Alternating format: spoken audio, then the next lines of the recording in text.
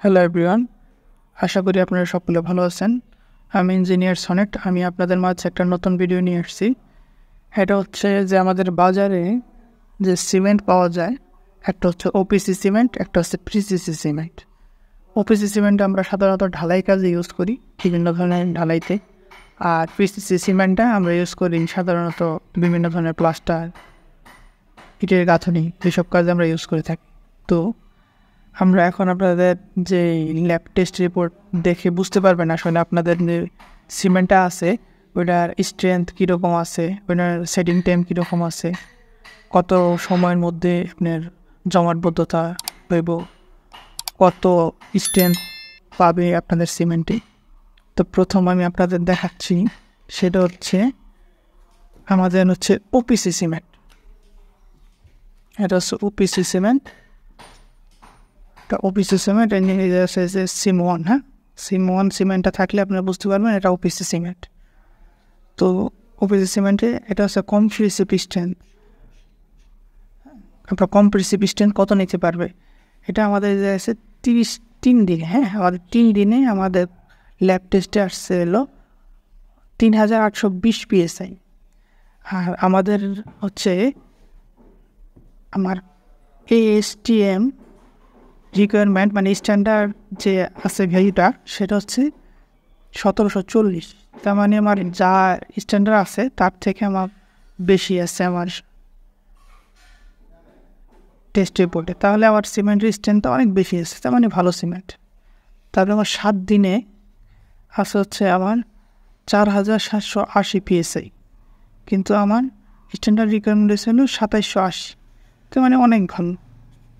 তারপরে আমার হচ্ছে হলো 28 দিনে আমার সিমেন্ট টেস্ট করার পরে আসছে আমার 6360 PSI, কিন্তু আমার স্ট্যান্ডার্ড রিকোয়ারমেন্ট হচ্ছে 4060 PSI। তাহলে মানে বোঝা যাচ্ছে যে আসলে আমার যে রিকোয়ারমেন্ট ছিল, যা 30 দিন টেস্ট করার পরে আমার রেজাল্ট হচ্ছে 6360 PSI, আমার লাগে 4060 PSI। মানে তাহলে আমার রেজাল্ট অনেক ভালো আসছে, মানে সিমেন্টটা অনেক ভালো।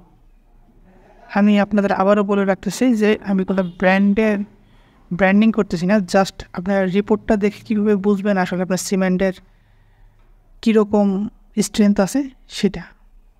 তারপরে হচ্ছে এই জায়গায় টেস্টে আমার দেখা যাচ্ছে normal consistency, normal water consistency এটা স্ট্যান্ডার্ড 22 থেকে 30% হওয়ার কথা, এর মধ্যে থাকতে হবে, কিন্তু আমাদের 60% আছে, মানে ঠিক আছে। আর ইনার্শিয়াল সেটিং টাইম এটা মিনিটে দেওয়া আছে, আমাদের স্ট্যান্ডার্ড দিচ্ছে হচ্ছে 45 মিনিটের আগে জমাটবদ্ধ হবে না। আর আমাদের টেস্ট রেজাল্ট আসছে 143 মিনিট, তার মানে ঠিক আছে, 143 মিনিটে আমাদের ফার্স্ট জমাটবদ্ধতা শুরু হয়েছে।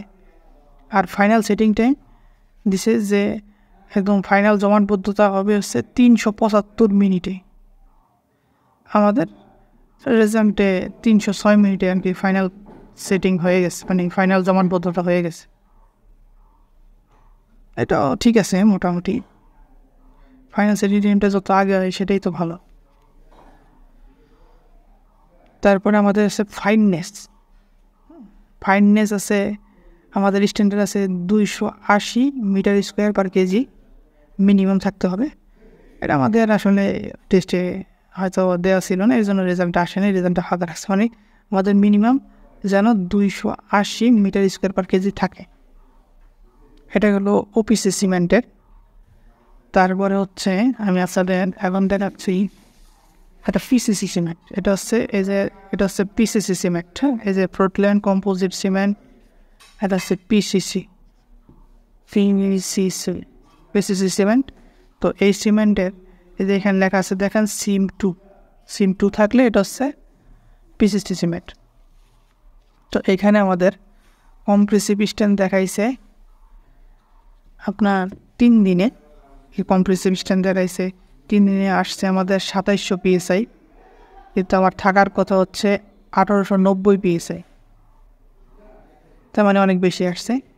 তারপরে হচ্ছে আমার 7 দিনে যে রিকোয়ারমেন্ট ছিল 7 দিনের মধ্যে, সেটা হচ্ছে আমার আছে 2900 PSI থাকার কথা, কিন্তু আমার আছে 3700 PSI, এটাও ভালো। তারপরে আমার 28 দিনে থাকার কথা ছিল হচ্ছে 3620 PSI, কিন্তু আমার আছে 5370 PSI, মানে অনেক ভালো। তাই মানে আমার বুঝেছে যে এই আমার কম্প্রেসিভ স্ট্রেন্থটা যে আমাদের স্ট্যান্ডার্ড রিকোয়ারমেন্ট থাকে ASTM অনুযায়ী, আমেরিকান স্ট্যান্ডার্ড টেস্ট ম্যাটেরিয়ালসে, তো সেই অনুযায়ী আমাদের রিকোয়ারমেন্টগুলো ফিল আপ করছে। তো আমার কম্প্রেসিভ স্ট্রেন্থ ঠিক আছে। তারপর আছে হলো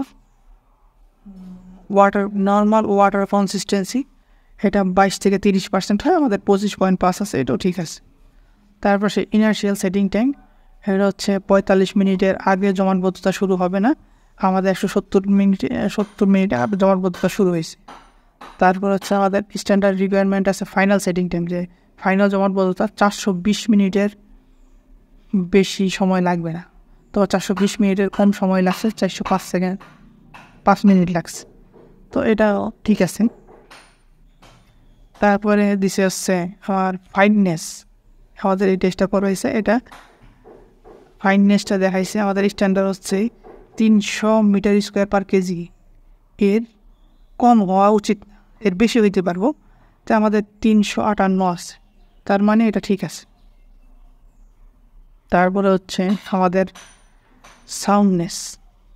সাউন্ডনেসটা 10 মিলিমিটার, এর বেশি হওয়া উচিত না, আমাদের এখানে টেস্টটা করা হয়নি, টেস্টের রেজাল্টটা দেওয়া হয়নি।